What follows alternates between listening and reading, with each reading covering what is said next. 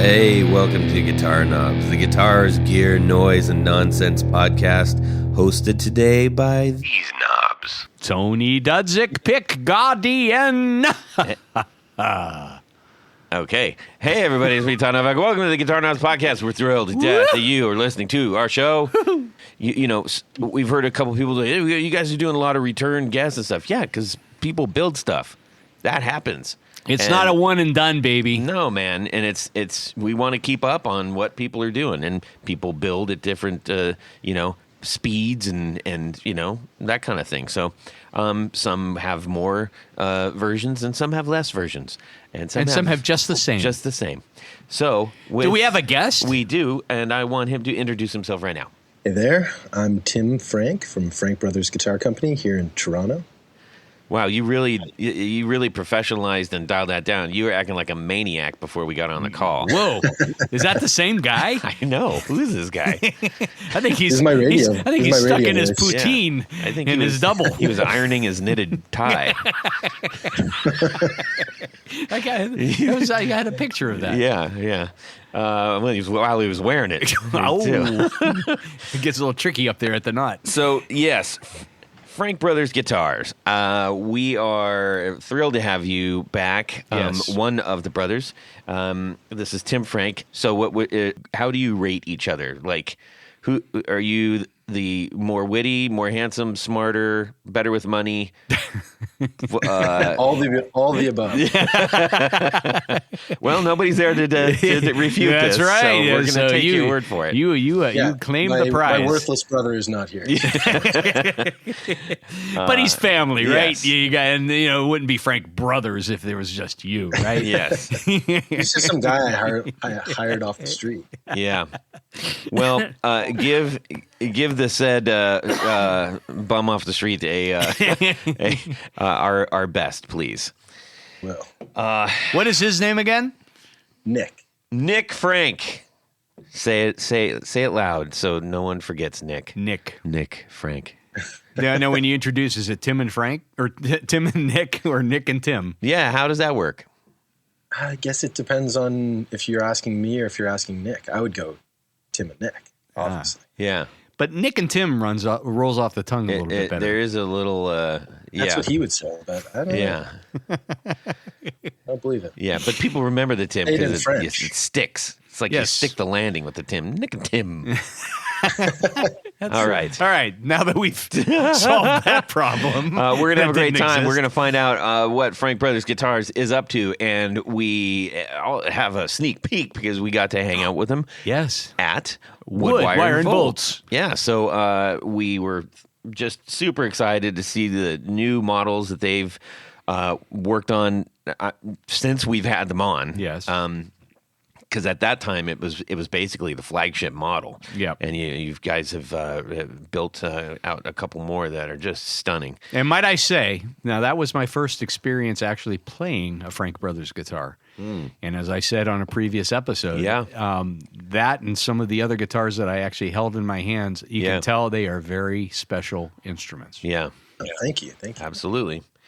Well, I'm trying to think announcements-wise, Tony. Yes. There's a lot that you and I are kind of like doing behind the scenes stuff. Ooh, show game. And I don't want to completely just keep rolling on, but we really are excited. We're trying to think of all kinds of great things to do for our what I'm loosely calling our 10th anniversary bonanza. That will, kind of once we hit that, which is April 18th, post that announcement. Post that announcement, we have lots of great things that we're rolling out for our patrons. Yes. And we're just really excited about it. And we're already gearing up for things to do for the 500th episode 500 episodes, I tell ya. Wow. So, you guys gonna throw a party or? I don't know if anybody's coming. I hate to say that out loud. Todd, is anybody coming? Yeah. We got all Tony, the... it'll just be us. I got this cheese plate. Yeah. We could go to like some silly dive bar with party hats, and it would be like the 4 a.m. on New Year's. Well, that day, but we're just the last two standing or sitting, all by ourselves. Yeah, that'd be sad. But no, we're not going to do a party, but we are going to just celebrate with all of our listeners to the degree that we can. And we're putting some special things together. Indeed. More to come. We get into what is going on in our music world this week. Tony's going to lead off. Yes, and I will. Then we'll hear from Tim. Well, I found a very interesting article today. It was in Guitar World. Usually do. And this one has the potential to be somewhat earth-shattering in the guitar world. That's also the name of the magazine. Yes. But as of today, Fender has won a lawsuit case won a case in Germany for the design of the Strat body. Now, the Germans like the Strat body style. Well, on performance guitars especially. Yes. The Germans. So there's still not a lot of details coming in, but basically in Germany, they have ruled that the shape of the Strat body is iconic and is it can be copyrighted. Now, in previous iterations, and what they tried in the United States was to invoke a trademark. Now, a trademark's a little bit different because it can be more of the design itself. In the 1970s, when the big guitar companies were trying to trademark something to keep mostly Japanese builders at that time from making exact duplicates, they trademarked the headstock shape. Yeah. So Fender did the Strat, the Tele, the P bass, J bass, anything that had that basic shape. And Gibson did the open book. Right.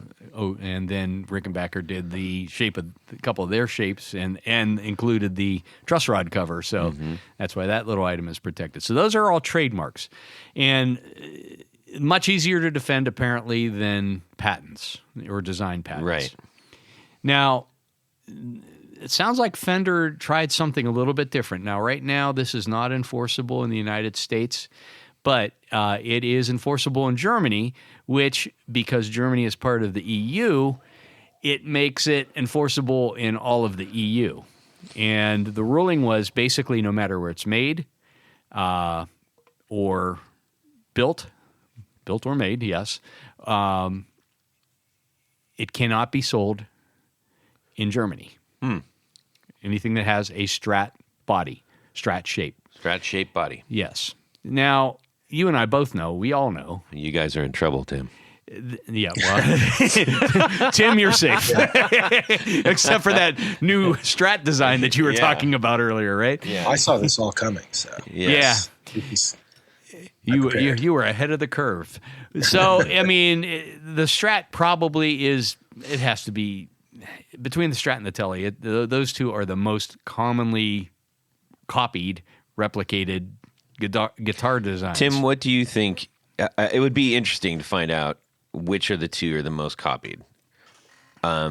Because I'd probably say the Strat. You'd say the Strat? I mean, I've certainly seen more Strat-type guitars. Well, here's a weird thing. I feel like there's more Strat copies in sort of more commercial reproductions, while small builders tend to replicate the Tele more. Tele's are easier to build. There's and less moving parts. Yeah, and they're better. So yeah. So this is just we're just on the cutting edge here. And if you go to Guitar World and you want to read the article, blood. I think so. And it's as they say, all things start in Germany. Yeah. But it should be interesting to see what might happen. You guys are in trouble. No, they are not in trouble. Nick is in trouble, but Tim is not. Yeah.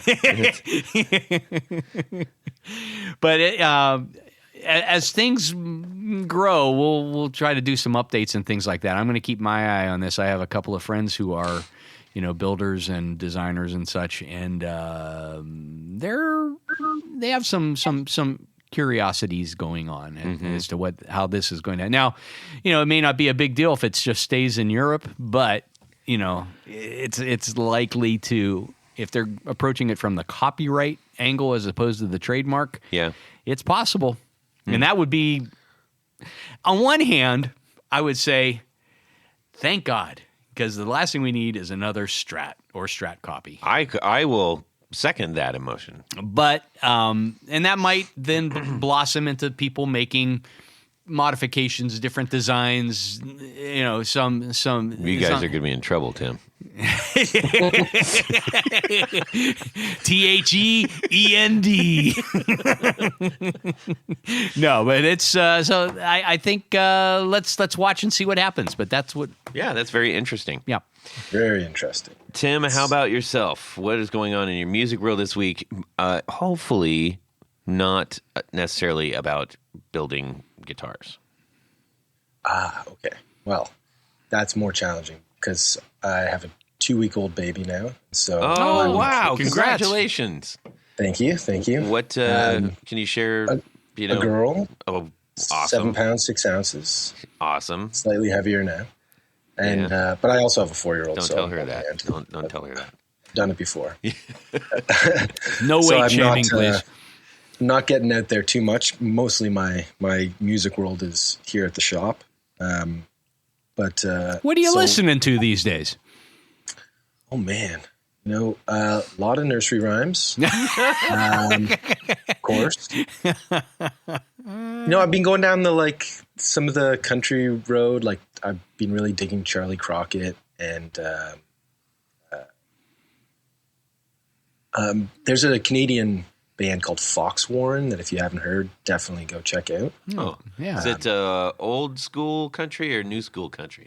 Fox Warren isn't country. I don't know. I just totally made a complete 180 there. That's all right. Charlie Crockett, if you haven't heard of Charlie Crockett, he's a little more old school. I remember his dad, Davey. Yeah. Oh, jeez. I almost went in for that. That was all. It couldn't have been. Oh, that's cool. What is, is country music pretty popular in Canada? Probably more in the West or the country. Alberta. Yeah. But it kind of had a big resurgence here in the early 2010s. Okay. And then also in the 90s, there was a lot of country here, but kind of like alt country, folk rock country. Blue Rodeo is kind of like the big one. Oh yeah, I remember them. So yeah, my music world's a little boring, other than what we're doing here at the shop. Got some cool stuff cooking here, but we just had an article come out in Premier Guitar. Ooh, nice. on us. Nice. If I can talk a little bit about some of the stuff that we're working on, would that count? Well, why don't we save that for the for the interview? Did you manage to exclude your brother from the article? Oh yeah. Excellent. It's all about me. It's just a silhouette with a question mark next to you. Poor Nick. Poor Nick. What about you, Todd? What's going on in your musical world this week? Well, as I was talking about the awesome things that we're putting together for our celebration. Yes. One of my celebratory items. Yes. That I worked with on one of our favorite builders arrived, and I played it, and then I immediately had to get one myself. Yeah. I really liked it, and it looks amazing. I'm not going to say who the builder is. No. Not yet. But I sent him a video, and I immediately just said, okay, all right, I give up. Give me one. So we worked that out. That's a really nice paint job on that, too. It is. It's very cool. Very cool indeed. I've also been working with one of my absolute bestest friends. I call him Pal. Oh, His me? name is Dan, not you. And he's a lifelong animator. He's worked for Disney and worked for DreamWorks and Nickelodeon, and he's worked on some pretty major stuff. and I needed a favor, and I'm glad he was able to oblige, and also got him very interested in some things. So everybody wins. Can you speak in more general terms, please? I can't. It'll ruin it. But these are things that are happening. And all that is to say is I want to speak to other builders out there. If you feel like you would like to be in on this and showcase your wares, your works, your things that I'll come up with the words. Yes. You do the delivery. We would be more than happy to be the vehicle by which those things get shared out with the supporters of the show, who in turn support all the builders. The monstrous size fan base that we have of this show. Monstrous. It's so scary. if you're like, hey, I want to throw my hat in the ring too, hit me up, okay? We have a very big hat. Yes. It's for Tony because it's big. Anyways, so that was super fun. And, it's nice when you plug into something and you are inspired. And you say, oh, wow, I can use this for this or this. What if I did it here? And how will this work with a new song? Maybe a new song comes out of it. So I was really thrilled. I sent that clip to quite a few friends. So when you're doing animation, I don't do the animation. But when you're talking about having animation done, it isn't. Well, I didn't ask him to animate something. Oh, I asked him to use his very talented pen hand. Oh, his pen hand. Pen hand. When you want to connect the pen hand, yes, to say a pedal, yes. How do you do that? Well, you could what to a pedal? Yeah. Oh, right. I see where you're going. Tour Gear Designs. And by the way, I had a great conversation with Tour Gear, and they've actually just made something that isn't patch cables that they're going to send our way. Oh, yeah. So we get to have them in on and talk about that too. Another Canadian company. We love the Canadians. Yes. Love it. Yeah, we have so many Canadian builders on the show. So that's actually very true. It is it? Yep. So all you need to do is go to tourgeardesigns.com, get your patch cables. Load them up. You're going to want a whole bunch of them, and then you're going to hit purchase. Now, just wait. When you hit purchase, you're going to get an opportunity to put in a code. A box pops up, and you're going to put the guitar knobs, all one word. You're going to save 15%. 15%, you say? 15%. Wow. Yes. So, thank you to Tour Gear for continuing to sponsor our 4 on the Floor. Let me get a little bit of this. 1, 2, 3. 4 on the floor. All right, Tim Frank, sans Nick. What is your 4 on the floor? All right. Well, I'm going to start with a shout out to my buddy Nick Greer and the Lightspeed. Definitely my favorite overdrive. Very popular. Yeah, for sure. And so maybe I sound a little basic, but and major bummer that they got their store broken into. I know that was crazy. Oh, I didn't hear about that. He seemed so zen about it. Though. Yeah, would have been way more pissed. Yeah. That's not a guy that I think anybody would really want to have pissed at them. Probably not. Yeah. So yeah, that's always on the board. What do you like best about it? What do you like best? It's quiet. First of all, I mean, aside from making your it's got a low noise floor. Have you tried pushing the big button? Yeah. That makes it louder. Oh, I've been doing it wrong this whole time. Yeah, this is really transparent. That just sounds great. I mean, it sounds just like my amp. Yeah, it's kind of you could just kind of leave it always on. If you want to. Yeah, well, that is kind of what they made the name on that thing. About is just. It is an always on in front of everything kind of pedal. Yeah. Yeah, that's kind of just going to go on everything or be on it. That's not going anywhere. Like I'll keep that on whatever board I have for sure. That's just a classic, I'd say. Yeah. Nice. How about number 2? All right. Well, another shout out to a buddy, Danny Underwood from Roland. He hooked us up with some of the Boss Wazacraft. And that stuff's killer. I mean, I should be like pumping up the boutique stuff, but no. Everybody plays. Yeah, and I grew up on Boss pedals. They just look nostalgic to me as well, and so I really love the delay. I've been getting into playing with more delay, and trying to rip fake country riffs, and that helps a little bit. Yeah. So and you can't not love the functional form of it too. Yeah, it's like, man, they just nailed that. I just can't get past the big rubber blob on the back. That just absolutely really kills. Oh man, why does that bother you? You can't put it on a pedal, but you have to go through all this rigmarole to get it hooked up and stuck on your board. If you're gigging around, I see. Fair enough. It's just a nightmare. Yeah, well, they were designed in a time where nobody had a pedal board, That's and you true. just put them down on the floor. Yeah, that is a good point. It's true. So back then, that was genius. Now, this thing doesn't slip. Evolve, boss. Okay, go ahead. How about number trace? Okay, so this is technically not on the floor, but it is powered, so I feel like it counts. But a lamp with our buddy Zach from Mythos. Yeah, he's got an onboard blaster that you can buy, kind of like a Strata blaster from Alembic. And I'm a huge Little Feat, Lowell George fan, and he used to have one of those Alembic Strata blasters on his Strat.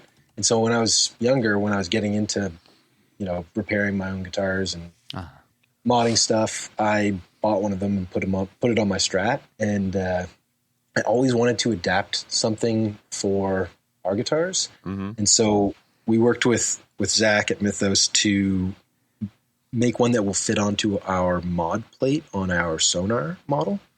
And so there's a little plate with 3 slider switches. And so we hit the one that he sells, like on his website, is just on a mini switch. And so he designed one with a little trim pot that's going to stick up through the plate on the Sonar. And then we'll just attach a switch to it. So you'll have a little basically boost on board. It'll require a battery pack in the back, but we'll do a nice job. Yeah. Nice. That's cool. And, I'm stoked for that. That's going to be really fun. Stoked to have some kind of like Little Feat vibe going on. Hot dog. Number 4. It would be 4. Yeah. Okay, so I don't know if you guys saw the new buffer from Empress. But I've been dying to try that. I haven't gotten my hands on it yet, so this is sort of like I'm wishing. It's on my wish list. Okay. But, oh wow! We just pulled it up. There's not a lot of that's not uttered a lot. I gotta say, I can't wait to get my hands on that buffer. Well, they did such. I mean, so I'm friends with Steve, who he's the guy who started the company, and Zach, who did this amazing video on like introducing this new pedal that they have, the buffer. Mm-hmm. It's like the Buffer Plus or something. But check out the video. It just looks crazy. The video itself will sell you on it. So I just kind of want to grab one and try it. I got to check that out. Okay, mission accomplished. You have my attention. Well, that was nice. That was a nice 4 on the floor. It wasn't a full-on workout. It was more like those little mini trampolines that old ladies jump on. Like just, got the blood going a little bit. Got a little glow on my face.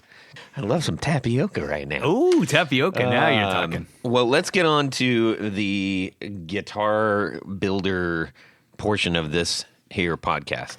Tony, did you do the homework? Oh, no, I did not. I'm doing my homework now. Pants are on the ground. Just oh my gosh. So while Tony figures out when the first time that the Frank Bros Guitars was on here, it was great to see you both and to see you guys in person. And I want to say thank you for the warm reception you gave us. Like when you run into somebody that you have connected with, whether in more often than not in person, and you do that in person, it's honestly like, oh, hey, old friend. It's such a great feeling. We're just talking. Man, it was awesome. It was great to see you guys. And I mean, it's interesting because like so many of the people in this industry just are kind of remote. It's such a spread out industry. It's a small world too. So when you actually get to run into people, it's kind of just, it's more special. It really is. And I know that we're talking about you, but I did want to share this because I think it's pertinent to the point. I've been talking with DevTech. You remember DevTech on our show? They just on our show recently. Yeah. Just been having a great conversation with him, and it's just, Terry is an awesome guy. I don't know. I just felt like sometimes this doesn't always go across well or like you expect to with everyone, but I just felt like sharing this with him. I said, I have to say, one of the greatest joys I've been lucky enough to experience has been utterly unexpected. Through the humble beginnings of this podcast, I never would have imagined I'd be able to have so many connections around the world with so many kind, creative, and thoughtful people, such as yourself. I never take that for granted. And I meant every word of that in all caps, in bold. And, he replied in kind and everything. But that I literally, if you have made a connection with Tony or myself, please take that to heart because we mean it. And when we see the people out in the wild, and even if we don't, I haven't met Terry personally, but we're having this kind of conversation. And nice. So it's just, it blows me away every single time the connections that we have and how great all of the builders and the fans are out there. It's just incredible. Well, you guys are doing good work. Well, thanks. It's nothing compared to what you're doing, but and why don't we start talking about that? Hey, before we do that, okay. For those who are wondering, yes. Now this is going to blow your mind. Okay. What episode are we in right now? I'm gonna say they were 89. No, close. Frank Brothers Guitars first appeared in episode number 100. Really? In so August, I was pretty close. August of 2018. Wow. It seems like a lifetime ago. Yeah. That's so much older now. And I probably just rambled on about it's 100, it's 100. I'm sure I did that. I was so excited. Yeah. Well, yeah, and you guys have done very well for yourselves since then, Tim. Thank you. Yeah, so we got to experience a couple of your great new models. Why don't you maybe kind of share, like, at what point did you say, we've got our flagship down, now what? We had been kind of itching to make something new for a while, and we were just so busy with fulfilling guitar orders that we hadn't had a chance to actually sit down and think something up. But the first new model since the arcade, which is the flagship model, was the Radar, and we actually started designing it because we wanted to design a bass, and so that was the sort of the push, the drive to actually sit down at the drawing table again. Mm-hmm. And once we got it sketched out, we were like, this would be a cool guitar. And we know how to make those. And so my brother, Nick, is a bass player. My brother's a bass player. Mm-hmm. And so I got to get him to sit still for long enough to design a bass, but then convince him that we should make a guitar. And so I'm just, he's losing and I'm winning, and we'll make a bass eventually. But we got two new guitar designs out of that one design. So we're slow at bringing new things out, but I think that's just because we're really picky and deliberate. And so the Radar actually was the first iteration of the two new models, and then the Sonar is actually the same silhouette, but just different treatments. So like a different edge treatment, different scale length, different nut width, radius, hardware. So we kind of got two designs out of one, and no basses. So that was kind of how that came about. Now, how long did the whole whittling down that process take? I know you said that you tend to go long on that stuff, but at least a year. Okay, wow. Yeah, just designing it, and then probably maybe that would include a few months of actually getting it into production as well. I think from start to finish, yeah, like first pencil and drafting paper to a prototype was at least a year. Wow. And then we've changed it like in the preceding like few months. We changed it some more, and actually the radar started off as a bolt-on, and then we made it into a set neck version because we came out with the sonar, which is a bolt-on. So we ditched the radar bolt-on version. If you've got one, there's not many out there, and now they are only set necks. Okay. So we kept like finessing it down further, and then now we're at a point where we're not really messing with the design anymore. Just kind of doing the custom thing with it. Now, did that from the ones that you came up with? Did you leave anything on the table? Is there stuff that you're like, ooh, there might be something else, that stems from that initial exploration? Yeah, for sure. I mean, we do really want to do a base, but I don't think we would do a base version of any of our current models. And so we had some stuff like that was leading to the radar that was more base vibed. And so we still have that in our back pocket. We're going to hopefully cook with that soon. Ooh. Frank Brothers Base. Yeah, it's kind of. Do you think it's odd that you haven't done one of those yet? Well, we've been asked a lot, but a lot of people kind of just want a base version of an arcade or a sonar or radar. Mm-hmm. Mostly, people have asked for a base version of an arcade, but I just don't quite see it. And so that's been the main reason we haven't done this. Is I really want to design something from scratch. Like gotcha.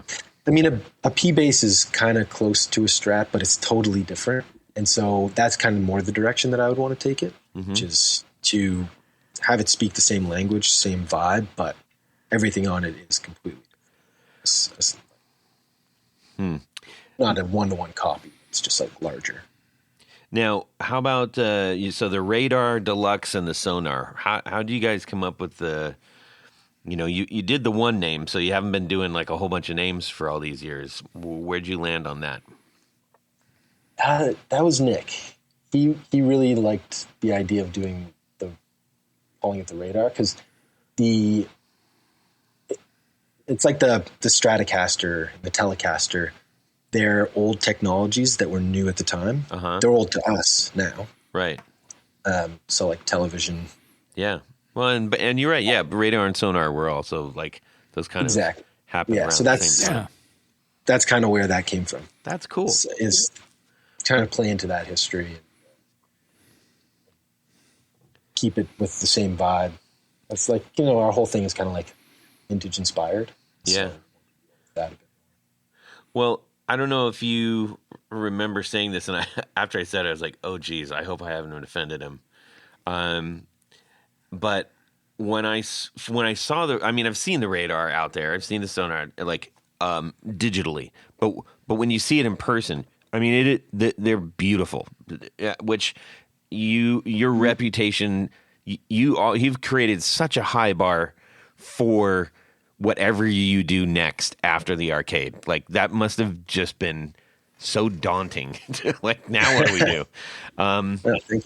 But I think that I said something along, this is a guitar for people who want to like SGs but don't.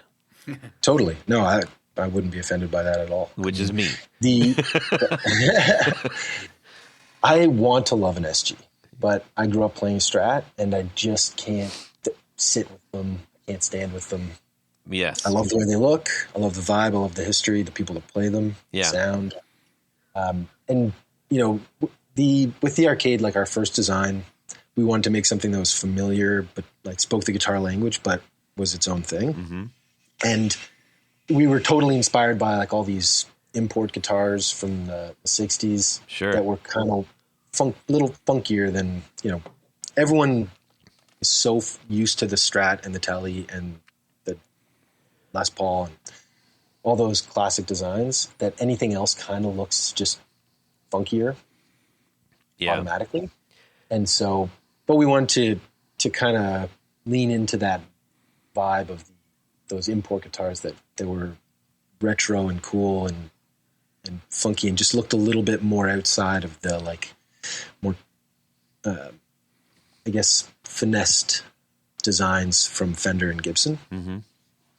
And with the radar and the sonar, we wanted to lean into that, but more into the guitars from those brands, those import brands in the 60s, that some of those models were more like stretched and warped versions of classic designs. Yep. Whereas the arcade is more just more modern even. I feel like it's a more modern looking version of the ones that you're talking about. Totally. And so a big inspiration for the radar was the Hagstrom H2. Mm-hmm. And that's their version of a stretched and warped out SG essentially. Yeah. I don't know what they were thinking when they designed it, but you can see the DNA of an SG there. And so that was more the inspiration than even an SG, but it's 6 degrees of separation. Sure. So it's that the Gibson designed the SG, Hagstrom designed that, and then we designed this kind of as if we hadn't seen an SG before. It was the way we were sort of trying to think about it. Yeah. But solve a lot of the issues that with both of those guitars that I think a lot of people have with them. That with the import guitars from back then, the quality just wasn't good. They weren't finessed. The details weren't there. They weren't that playable. The necks always have zero taper and they feel real skinny at the 12th fret. Mm-hmm. And then with the SG, a lot of people just don't like the way they balance and how much they have to stretch to the 12th fret, and or just the way where they don't balance. But let's be clear. Yeah, yeah, exactly. So we were able to kind of fix a lot of those issues. Yeah, changing where the waist is, changing where the strap button is, because the closer the strap button is to the 12th fret, the better it's going to balance. Mm-hmm. And the SG is pretty unbalanced on the strap. Yeah, and obviously people get used to it and love those guitars. Mm-hmm. Derek Trucks gets by fine. Yeah. But we were able to kind of settle some of those hang-ups that people have that vibe of guitar. The thing that you mentioned that a lot of the 60s models were funkier, and obviously, they just said let's just dial that up to 10 on many of those guitars. But my own person says the actual SG to me is funkier than this is, and not in a way that I'm particularly fond of it. It's a very squashed body shape. Yes. You actually kind of pick it apart and you look at the lines and the proportions. It's a real odd design. It is. We always say this here, good guitar design is a fine balance of the right kind of, because no designer who went to design school and doesn't know anything about guitars and designs architectural things or furniture or cars or anything like that. No person with that background would ever have designed a Strat or a Telecaster or a Flying V or an Explorer. Yeah. We talk about that actually a lot on on different episodes where and I think for me it kind of comes down especially to the pickguard when you're talking about the Explorer or the Flying V. And I'm sorry I've mentioned this a couple times, but they just kind of ignore what the body line is doing in certain areas. In others, it's oh yeah, that makes sense. Why is this square? Right? but that's the tension that the asymmetry of it makes it exciting. and makes it that's feel what's so dangerous. interesting. That's what's weird about guitar design is it's its own language. It's very unique to this industry. Yeah.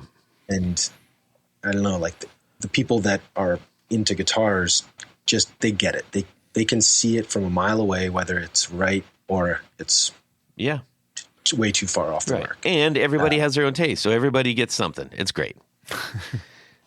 So specifically for those who are trying to imagine this in their head, I think you've done a good job of talking about the stretch, and especially when you're referencing the the Hagstrom kind of I can see the Hagstrom. The Sonar has an arm cut on it, while the Radar kind of has that whole Edge top contour. shift. Yeah. The edge is totally contoured. Now, was that which one came first? The Radar came first, and we did those big chamfers on it. Obviously, a nod to SG or a Hagstrom. But the idea with these two models is they, it's as if like a SG and a Mustang kind of had a baby with a Hagstrom. But the proportions are very Fendery. So like where the waist is, where everything kind of lines up is if you sit with like a Strat or a Mustang or Jazzmaster, whatever, like it'll feel very at home for you. Yeah.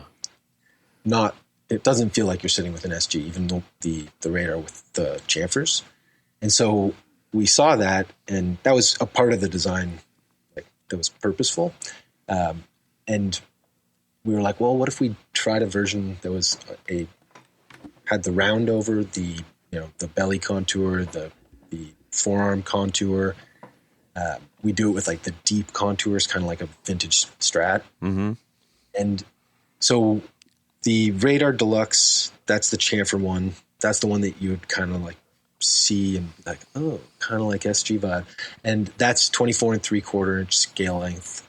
It's a 1 11/16 inch nut. It's a 12-inch radius, and it comes with more Kalamazoo style hardware. And so that's kind of the vibe. We go with like, that's our Kalamazoo style, and the Sonar is our California. Yeah. So it's got the longer scale length, the narrower nut, the bigger radius fretboard, and it comes with more Fullerton inspired parts. Yeah. So short T-style bridge or mastery. Now, so both of these are kind of the scale lengths on both of these models are departures from your normal. Aren't you normally like a 25-inch scale? Yeah, exactly. So when we first started, we picked a scale length that because the guitar is just its own thing, if we made it a 24 3/4 inch scale length, the people who love playing Fenders would be alienated, and so we will kind of split the difference. Which PRS is famous for using that scale length as well. Yeah. And Dobros, and so we went with the 25-inch scale length. We've kept it that way for over 10 years. We don't offer any different scale lengths on that guitar. It's really comfortable. People just like, if you can come from both sides of the guitar world. I agree. Yeah, that was a smart thing that PRS did, was come up with something that kind of sits squarely in the middle. Yeah. Yeah, totally. And so we took the same approach. We stole that from them. Depends on how you want to think about it. But with these two guitars, we wanted to make a guitar that had a 24 3/4 inch scale length and one that had a 25 inch scale length. Well, it worked out that the look is different and purposefully speaks that to the vibe of the scale length, the radius, the nut width. And so now we've kind of got both of those bases covered as well. One thing that I really appreciate about where you landed with the design, referencing something that you were kind of talking about, like these are well known. You can say, all right, who plays this kind of guitar, right? Which has also kind of been my problem with like SGs in particular, is that they're if you see somebody playing one, it's almost impossible not to conjure up a handful of people who that is like their trademark guitar. And I love Who would those people be? Well, I'm not going to get into it. I'm not You're gonna either get playing into slide or you're playing riff rock. it. There you go.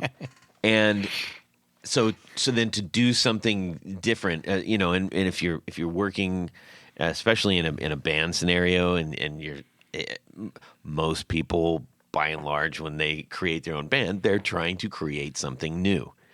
And if you are completely attached to something, that can be a bit of a mental hurdle, a mental drawback. It was for me when I was like trying to figure out what kind of guitars I wanted to play. That was a consideration. Maybe it's right or wrong, I'm not sure, but it came into my mind, and I like that you have something that is enough reminiscence, but still feels like that looks unique. Yeah. And whatever, by doing that, whatever kind of music you're playing syncs up with that. Right. So as somebody who's at a show isn't going like, wait a minute, like, why are you playing that kind of music on that kind of a guitar? Like, we've all done that. You listen to some music and you're like, that guy's playing like a mirrored destroyer, but it's like lo-fi country. What's going on here? That would be cool. That might be cool. I always picture the jazz students that first year in school, they've got the like Ibanez shredder guitar because that's like the world that they came from. Right. Like, well, what's the next hardest thing to play? I guess it's jazz. Yeah. And then you see all these people in jazz school shredder guitars. Yeah. But I think everybody who's listening goes, oh, okay, I get it, what you're saying. But I'm hoping that's the case because I don't want to belabor the point. Yes. But that is something that I immediately appreciate because, that could be, you really want to play a Les Paul, a burst style guitar, but you feel like, geez, like 6 of my friends are playing that. I want something a little bit different. Yeah. Yeah. Doesn't mean those are bad. I remember a buddy of mine was in a band with somebody and they went into a guitar store and he was going to buy a new Strat. And the salesperson was like, your buddy just bought this Strat. You can't, you guys are going to sound the same. You're gonna look the same. Yeah. And yeah, you can't like having something that's unique to you. Like you're probably not going to run into a person. Like, I mean, we don't make that many guitars. We make it a lot for the size of the team we are, for the age of our company, I think. Mm-hmm. But you're probably not going to run into another person gig who's got a Frank Brothers guitar. So there's something cool about that. Like it is going to be totally your own thing for a long time, at least, until your buddy copies you and gets one, and that's okay. Yes, as long as it's from you guys. Yeah, exactly. So yeah, I think it's fun, and it does kind of release you from that burden of like, okay, I got a Les Paul, I guess I got to play like Joe Bonamassa or yeah. Well, unless you don't want to pass out from the vapors, definitely don't click on the website. Don't click on the arcade signature, and definitely don't click on the gold leaf one. Don't do it. Whatever you do, don't do that. Yeah. Don't make me do gold leaf again. Oh my gosh. So let me ask, how did this affect the sales of the arcades? Because that is what you are known for. We started selling even more arcades. I think people having something that, because the Sonar and the Radar are a little bit more familiar, like to people. They're just more familiar looking, and so I think having that contrast made people realize how much they did like the arcade. But we make, I would say, the arcade's still our most popular model, but we do quite a lot of Sonars and Radars. But yeah, the arcade has stayed strong. It's still the main Well, cabin. and it's a really cool looking original design. I mean, that's what's, I think, at least to my eye, that's the most attractive part. I mean, both the sonar and the radar, I really appreciate the fact that you've kind of melded, those two body shapes together and made something that looks and feels familiar.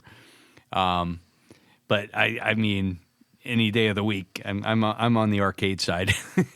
Nice. I love to hear that. I mean, the cool thing about having the lineup that we have now is it's nice to be able to connect with people who and work with people, make guitars for people who haven't gotten around to being into the arcade. Like, it's just not their vibe, or they need something else. And so, like we got one of our guitars that we put online got bought by Jeff Tweedy. And I don't think he would have bought an arcade. I don't know why. I just don't know if it's his vibe. Yeah. But he's playing alt folk country. I don't want to offend anyone out there. Yeah. So well, Americana, right? Americana, yeah. Yeah. The arcade might not have been his vibe, but then there's lots of other players that we've worked with that it totally is their vibe, and it kind of changes the way they play, or the way that maybe they're perceived, like, because they're not playing Strat or Telly or something, or it just does something different for them sonically, like it's a different voicing and can lead them in a different direction. I'm actually surprised that I could see Troy Van Leeuwen playing an arcade. Yeah, totally. Because that guy's just dripping with style, right? Mm-hmm. And so Troy, do that. Reach out. Buy two of them. We get two of them. Yeah. Come on. Yeah. Think about that. Like a oxblood black red, like, oof. Yeah. Right. Well, the cool thing about the arcade is that you can do you can take it in a lot of different directions. It's more of a blank slate, I would say, than the radar and the sonar. We do a lot more custom stuff on the arcade that might not work on the sonar and the radar. And likewise, like, we could do stuff on the sonar and would not work well on the arcade, but the arcade is way more of a clean slate. Mm-hmm. And so we've gone like kind of heavy vibes with it. We've gone Gretschy, Gibson-y, gone all sorts of different directions, and it really handles that nicely, I think. Yeah. I love the black one with the Charlie Christian pickups that you have on the site. That's just killer. Yeah, that was a cool one. I think that was David Ryan. Oh no, he has a guitar that's almost identical, but in faded pellet blue. That one's faded pellet blue? No, he's got the black one. Yeah, with the Charlies. Yeah, I love those pickups. There's just nothing. It's like wearing a tuxedo.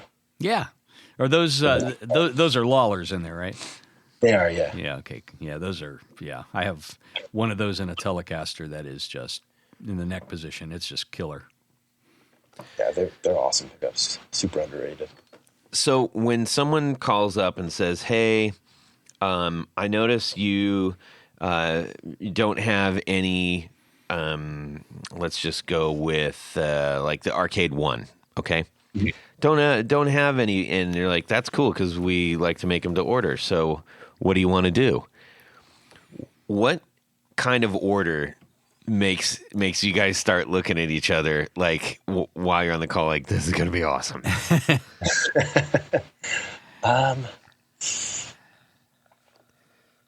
People come to us with some really good ideas that we would not otherwise try. Mm-hmm. Finishes that we wouldn't do, pickup combinations that we wouldn't do. We just did a guitar for this guy Ed Tullett, who's a UK artist. His band's like Low Swimmer and Novo More. And he spec'd out a crazy arcade thin line with 3 completely different pickups that I would never have thought that would ever work together. And a bunch of other cool appointments. And the guitar turned out amazing. Looks awesome. Sounds great. It's doing the thing for him. Like, he's mostly working out of a studio.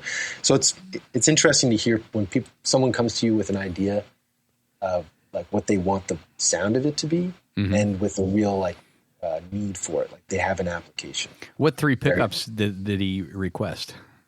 They were 2 Curtis Novaks and a TV Jones. Yeah, it was a Supertron in the neck, and then Curtis Novak's Hum T-Bird in the middle, and a Novak Phase 3. Oh, wow. Yeah, those are significantly different. Very different pickups. Very cool. Wait, no, was that the one? No, that was a different one. Similarly, a unique setup. I can't remember. Wow. That's I'm on 2-week-old baby brain. Okay, now let's talk pick guards really quick.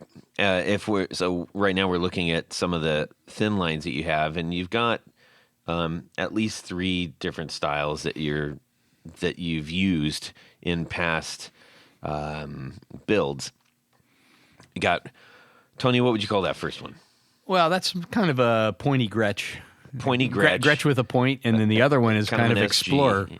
Well, that's a radar, and the blue one there is a radar. Oh yeah, sorry. So there's 2 different styles. Looks Yes. like one is kind of like I said, one is a Explorer style. Yes. And the other is more of a pointy Gretschy style. I'll go back to the wider line. So, what do you personally favor on the arcades?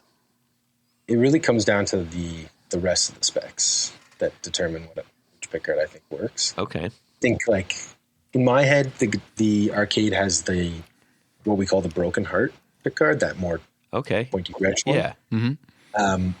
But when we do like the arcade in all Karina, then I think it looks killer with the X guard. Yes. The one you call the X, okay. Yeah. X guard. Yeah. So yeah, it really depends. It also depends on the hardware. Like the X guard, I think looks better with the stop tail, whereas like the broken heart looks better with our proprietary floating tail piece. Yep. So this is what I'll do when I'm chatting with people too, with players, is I kind of will nudge them in these directions based off of all the guitars that we've built, and what's worked and what I think would be better if you modified it. I'll sort of try and nudge people one way. So from beginning to end, if somebody custom orders one, what's kind of the time frame? Around like 3 months. That's not horrible for a custom make. No, especially at this high caliber. Yeah, we have a pretty we're very efficient. We have a very efficient process of building guitars. Yeah. We have a really good team, and I think there was a lot, like during COVID, our lead time was much longer. Oh, of course. And I think I much prefer having, like, even if we got 100 orders tomorrow, I would just hire so that we could try and keep our lead time down to 3 months. I think it's a sweet spot, personally. It's people got used to waiting like a year or whatever. And still, I think you do have like callings or something like that. But I much prefer a quicker turnaround. I think it's more fun for the buyer, and then keeps us lean and I think we get more orders because our lead time is relatively quick. Hi, you had mentioned some of the models you use Carina on. What other types of woods are you using? The main one for the arcade is genuine mahogany, but we'll do swamp ash, alder, Carina. Those are the main body woods. For the sonar, it's alder's the default. You can order it with swamp ash.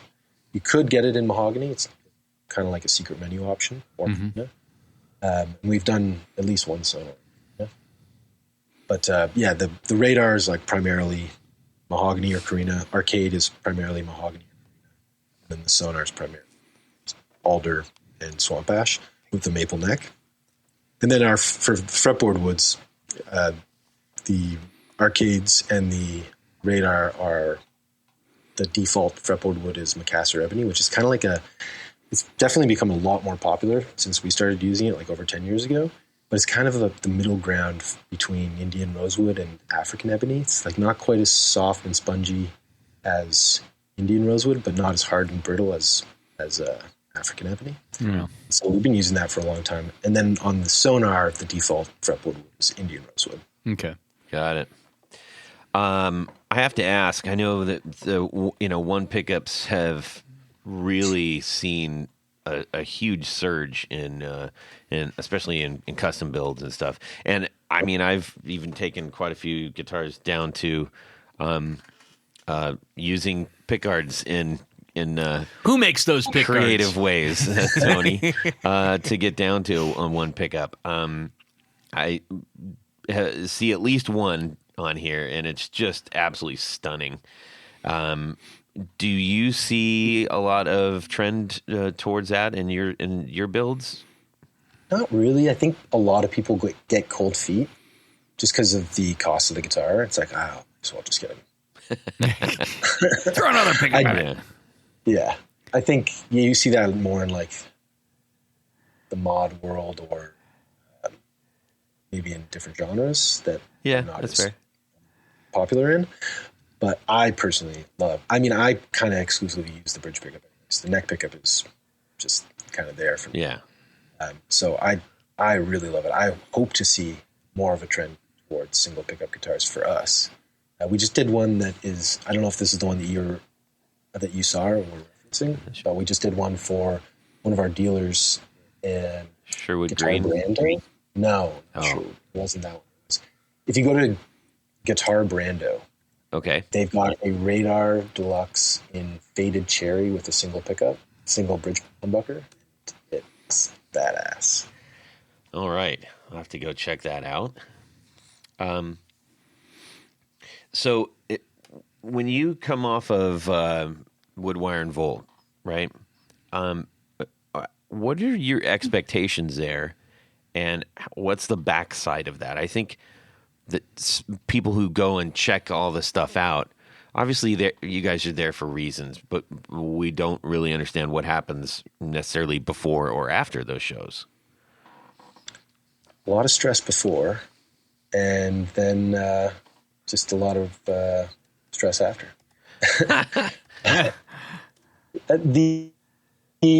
Our main expectation is to put guitars in people's hands because, most of the people that buy our guitars have never seen one in person, actually gotten an opportunity to play one. And so that's our main goal, is just to meet people with guitars in their hands. We met a lot of people that came to the show specifically to try out one of our guitars. Or at least that's what they told us. Maybe they were just being nice. But it's just great to actually put faces to names, people that you communicate with, such as yourselves. Yeah. And actually get a chance to chat with people. We're friendly guys. So that's our main goal. Yes. We brought a bunch of guitars. They all sold while we were there, which was great. That's our, we don't set that expectation for ourselves. You sold all of them? But that's it. Yeah. Wow. Well, actually, sorry, we didn't. We did a collaboration with Built and Carlos from Castadosa. Yeah. And we did 3 guitars. We each did a guitar, and we all painted them the same color and did a theme with the chamfers. And then we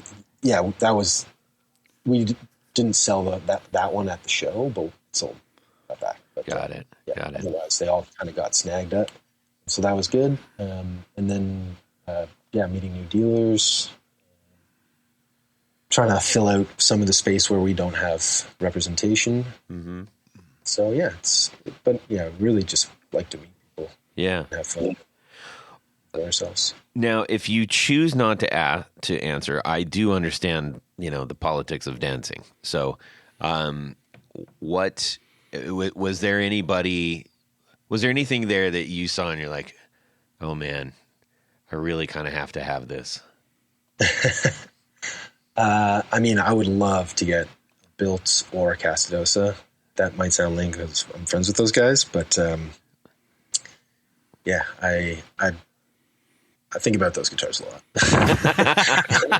Well, so Built has a killer guitar on that is at the Chicago Music Exchange. The staple P90s, and they're built into the pickguard, and it rips. Go check that one out. Okay. Yeah, one of our supporters, as well as he's been on the actual show a few times, won the Casadosa. We're like, oh, no way! That's so sick. awesome that he won that. Yeah. I wasn't sure if we were allowed to participate. Should have some tickets. Yeah, you should. Well, next time. It's always next year. Yeah. Well, Tim, I really appreciate you just kind of catching us up on where everything's at. Do you have anything that we should be paying special attention to in the near future? Well, we did just do that. Our Premier Guitar just did an article on us, so go check that out. Yeah. But it's going to be coming out in the print edition too, so if you subscribe to that. Okay. Can you tell us about that really quick? I mean, obviously that's kind of a nice thing to be featured. It's a big deal. It is a big deal. Well, you guys are a big deal too, so it's an equal big deal for both of people. But what was that experience like? Oh, it was great. The writer actually lives like around the corner from me. I hadn't met him before, but so he came into the shop. I gave him a tour. We just chatted. It was awesome. Yeah, they did like a whole spread on us. It was really kind. That's great. It'd be cool to see that in print, but it's on our website, frankbrothersguitars.com. Yeah. So it was a really awesome experience. People at Premier are great. They're such lovely people. Very cool. Very cool. And then the other thing we got coming out, which you can keep an eye out for, is D'Addario came by a little while ago, did a whole video of our shop, interviewed us, and so that'll be out pretty soon. Okay. I'd say next month or so, probably. That's cool. I love watching like the shop tour videos and stuff. It's like during lunch at work. Yeah. It's I for love me. a It's shop like tour. behind movie scenes and show me your shop. That's like kind of the good stuff. You want to see my shop? You want to have lunch at my shop? I think OSHA has seen that more than I have. Anyways, well. Yeah, it's been lovely talking with you, and I appreciate you taking the time, especially with the. Can you tell us the baby's name? Francis. Francis. Oh, that's lovely. You're a girl dad. I'm a girl dad. Girl dads are awesome. Francis Frank. I'm excited. Francis Frank. Yeah. Franny Frank. I've got a 4-year-old boy, so I've observed my friends' kids and my brother's kids, and the girls do seem mellower. I don't know if it's nurture or nature, but I'm hoping it's just nature. And They're different. They're my kid likes to like battle. Don't count your chickens so fast there, Pally. All right. Yeah. I'll set my expectations accordingly. Yeah. Well, that's awesome, and I'm sure your son is over the moon with a new sister. Yeah. He's okay. Yeah. I'll get used to it. Yeah. Too cool. Well, Tony, you got something for us? I don't know. Do I? I think so. What's it called? It's called. Would you rather? That's right. I almost forgot. Would you rather? Oh, before you do that, I have to mention. Yes. The great Brandon. Of Jared, yes, is we're going down to see him. What is it? The weekend of the 21st. 20. Yeah, so the week that this comes out. Yeah, we'll be there. The end of that weekend, we will be at the Nashville Guitar Show, and then we're also going to hang out with Equitz. I think after the guitar show. Oh, they're having a party down there.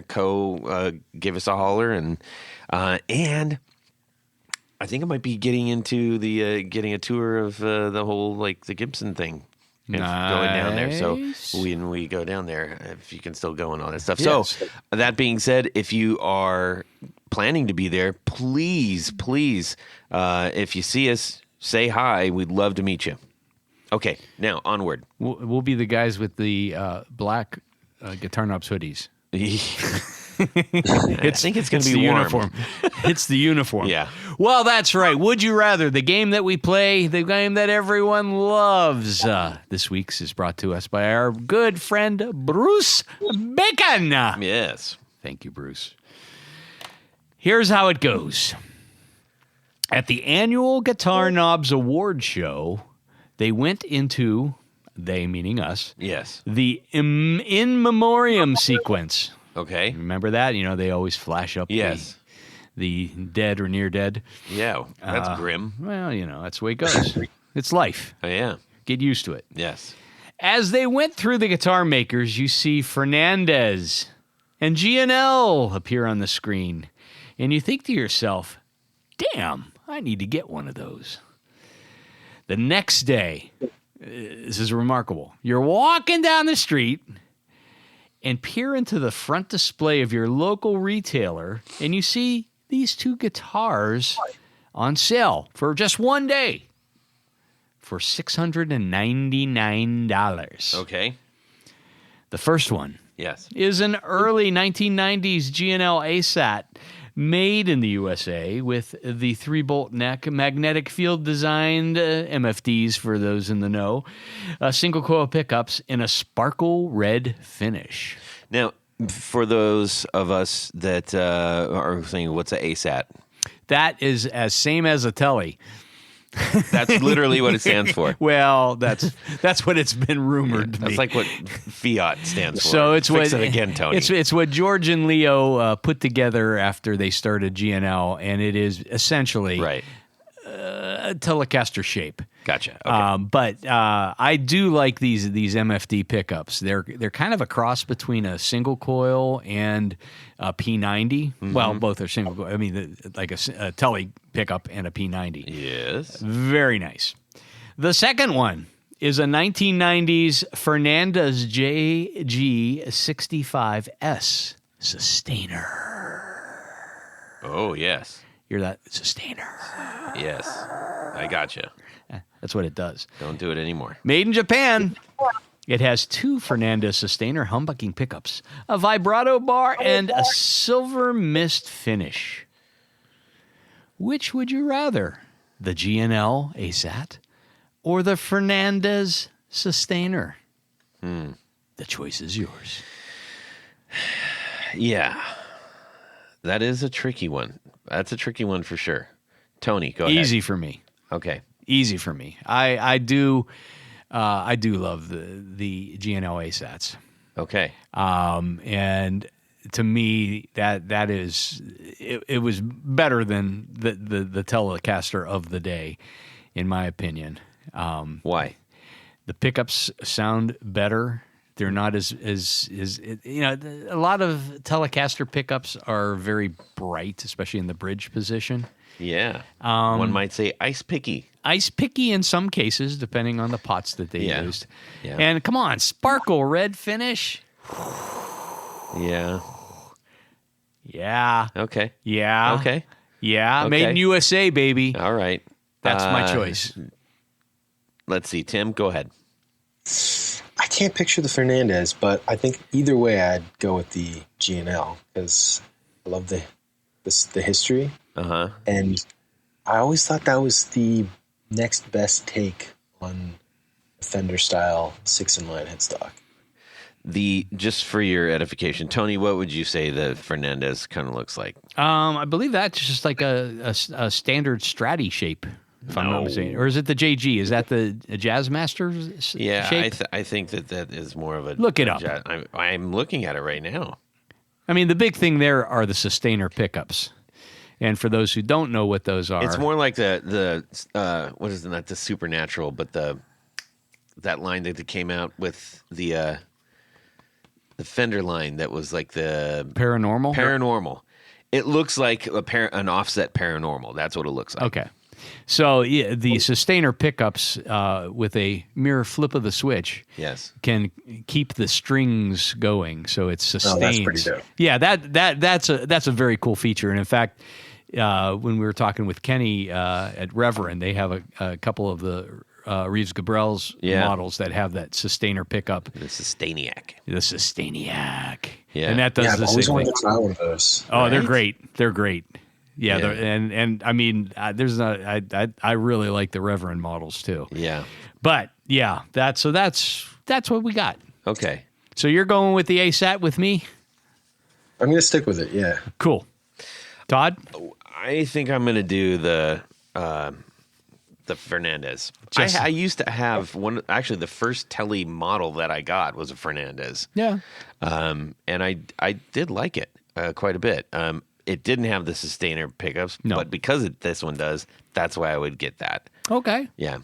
You can And I'm just not hold. like really a red and white guitar guy. Really? I would take the silver finish. The Yeah. Silver Mist is pretty cool. Yeah. Okay. Yeah. And then I'd throw like a cool inky tort guard on it. Yeah. Inky Tort. Yeah. I like that idea. I know Anyways. a guy. So, That's a good one. 2 for an ASAT, 1 for a Fernandez. Yeah. Thank you, Bruce. We Bruce. appreciate you coming in with some good stuff. R.I.P. GNM. Yeah. Now we need to thank a few people and then let Tim get back to his lovely new daughter and his equally awesome son who needs attention too. Time for more Yes. nursery rhymes. That's right, Todd. At this point of the show is a special group of people we love to thank. These are our executive producers. Now, an executive producer helps make this show possible. How do you become an executive producer? Let me tell you, it's very easy. You go over to patreon.com/The Guitar Knobs. Check out a couple different levels in which you can participate, become a sponsor, a friend, a hero of the podcast. Each level comes with some very nice thank you gifts and opportunities to win some great stuff.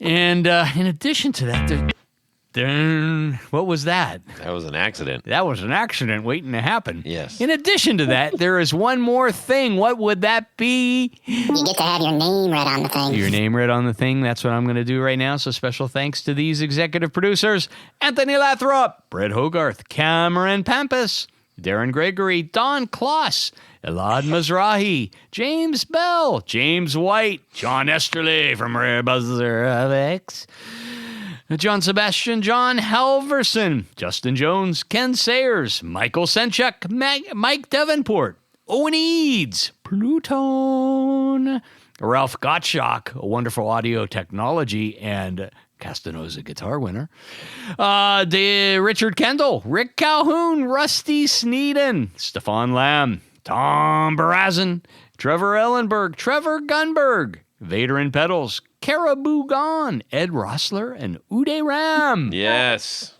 But wait, Todd, there's more. Good. There's a special group of executive producers. We call them our Grand Poobahs. These are the creme de la creme, the top of the heap, the number ones, and they wear a fez upon their head whilst listening to this podcast.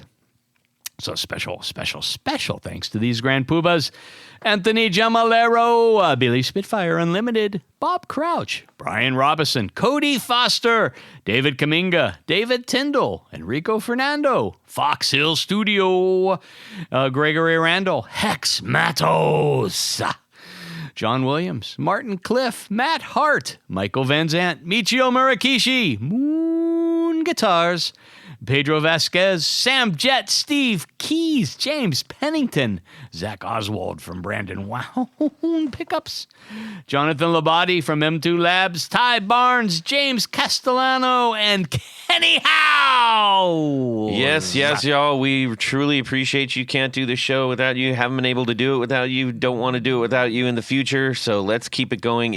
Can't smile without you. Yeah. I can't live without you. So if you're on the fence, if you are thinking, I would feel good about myself if I help the Guitar Knobs out, then make yourself feel good and help us out. We'd really appreciate it. Make 2026 your year. Oh, yeah. All right. We need to give a massive thanks to Tim Frank for sharing his time with us and enlightening us on just reminding us why those guitars are so awesome. Thank you so much, Tim. Right back at you guys. Thank you so much for having me.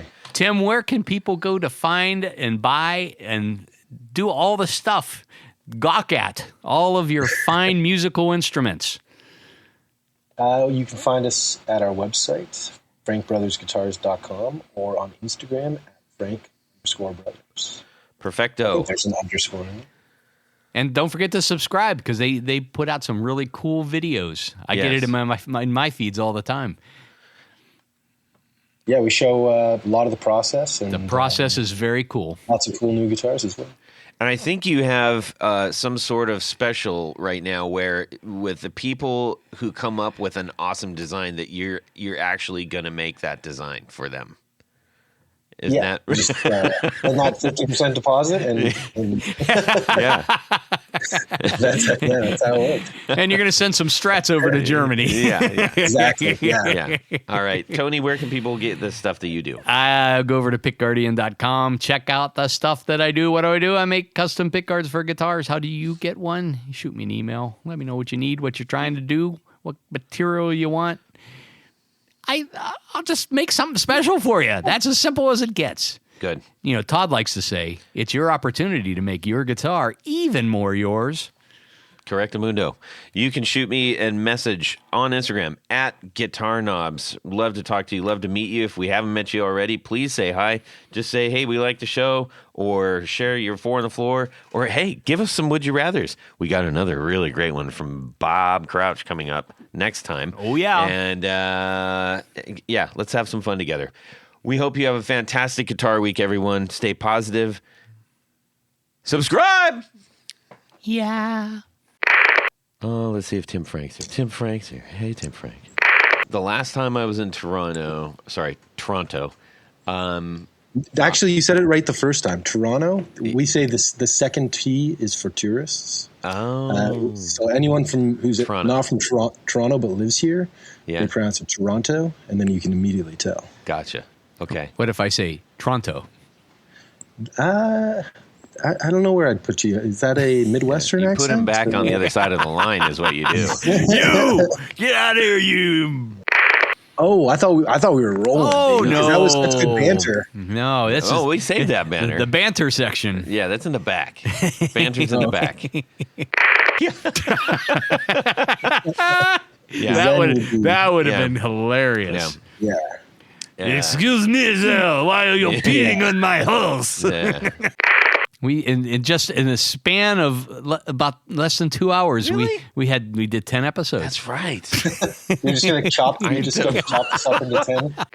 It was nice. It was, and I was working for the Sheraton at the time, so I got a really good buddy deal at the Toronto Sheraton, main one downtown, Yonge Street. Yeah, I think it's pronounced Sheraton. Sheraton. Let's hear from Tim Frank. Hi, Tim Frank. Well, here we go. How about let's just go? Let's just go. And away we go. Well, that's it for these knobs. Please visit our Patreon page at patreon.com/theguitarknobs. Visit our website at theguitarknobs.com for all of our past episodes, 4 on the Floor blog, and other good stuff. You can connect with us on social too at our Facebook page and share your gear and stories on our Facebook group. Also, be sure to check out our Instagram at Guitar Knobs. Catch you next time.